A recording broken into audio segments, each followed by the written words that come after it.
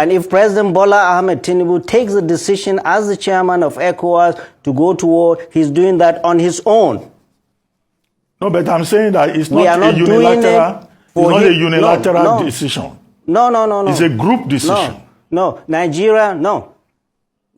Nigeria is Nigeria. And he is governing 200 million people. We have to give him approval to do that, even if he's the chairman of ECOWAS. The president of the Federal Republic of Nigeria is more relevant to us than being the chairman of ECOWAS. We that know are telling him things that his advisors will not tell him, that going to war, sending troops into Niger Republic will be a disaster, unprovoked. We have had our own share of military takeovers in Nigeria. Nobody sent troops to us. What of Mali? What of Guinea? What of Burkina Faso? What of that Chad?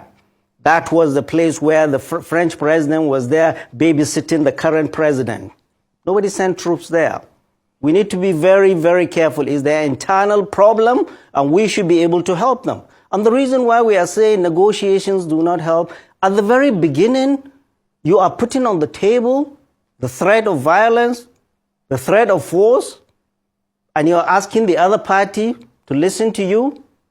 You have brought your last trump card at the very beginning. That's no way to do it. And it's showing the inexperience of President Bola Ahmed Tinubu on the international scene. He has not been properly advised. He does not have his team to advise him properly. You do not do that. Okay, let's say you roll in your tanks, if you have them, into Niger Republic. What do you do? What do you do? You install Bazoum by force and you stay there and keep him by force?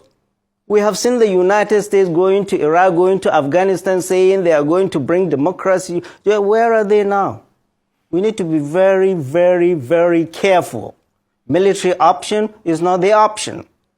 We have to. My recommendations are, first of all, take that threat of violence off the table, because that is what is making them more entrenched into their positions. That's why they refuse to see our elders. You are saying you're going to hit them and you're going to talk to them. Why are you here then? Take the threat of violence off the table.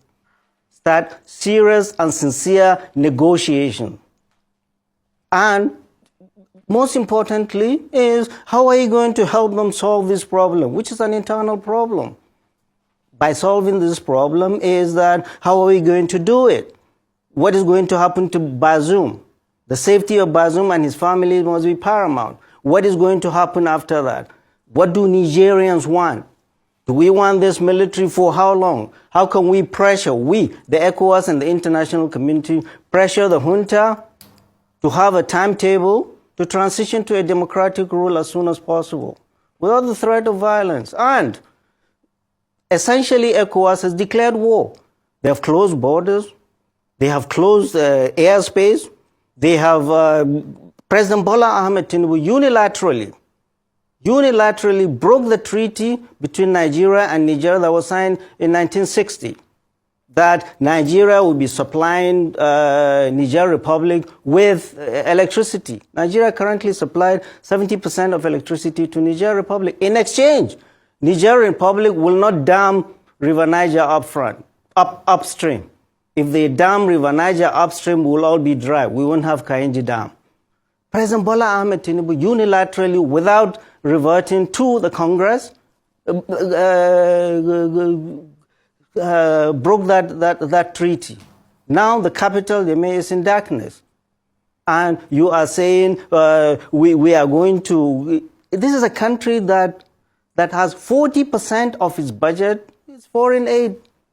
Biden sanctions, you close their borders, no-fly zone, you close, you cut electricity. Well, what is at stake is more than just what we see. Well, we don't understand. The president needs to be properly briefed. And he isn't. He doesn't look like he is. Prof, well, except that in war, all is fair, as in love.